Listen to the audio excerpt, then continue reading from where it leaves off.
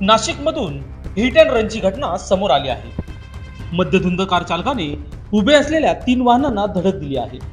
या अपघातामध्ये 2 चारचाकीसह एका दुचाकीचं मोठं नुकसान झालं आहे। चालक मद्यधुंद अवस्था असल्याने हा अपघात झाल्याची माहिती समोर येत आहे। धक्कादायक म्हणजे मद्यधुंद अवस्थेसाठी गाडी चालवणारा हा व्यक्ती समाज कल्याण अधीक्षक आहे। त्याच्या विरोधात भद्रकाली पोलीस ठाण्यात गुन्हा दाखल करण्यात आला आहे। गुन्हा दाखल होताच पोलिसांनी या समाज कल्याण अधीक्षकाला अटक केली आहे। विजय चव्हाण असं या अधिकाऱ्याचं नाव आहे। दरम्यान या घटनेमुळे नागरिकांमधून संताप व्यक्त होत आहे। घटनेबाबत अधिक तपास सुरू असल्याची माहिती पोलिसांनी दिली।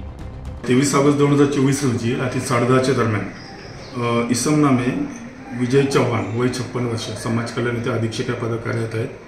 त्यांच्या ताब्यातील हुंडाई ॲसेंट कार ही दारूच्या नशेमध्ये चालवून पौर्णिमा स्टॉपजवळ असलेल्या गणपतीची जी दुकानं आहेत त्या ठिकाणी उभ्या असलेल्या गाड्यांवर त्यांनी धडक देऊन 3 गाड्यांचे एकूण नुकसान केलेलं आहे। सदर इसमास ताब्यात घेऊन त्याच्यावर गुन्हा दाखल करण्यात आलेला आहे। BNS कलम 110, 281 आणि मोटर व्हेकल ॲक्ट 184 आणि 185 याप्रमाणे गुन्हा दाखल आहे। सुरुवातीला याच्यामध्ये एकूण 3 गाड्यांचं नुकसान झाल्याचं समजलेलं आहे।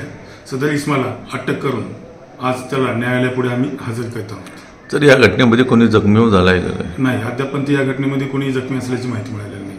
तपास चालू आहे। लोकशास्त्र न्यूजसाठी बंटी आढाव, नाशिक।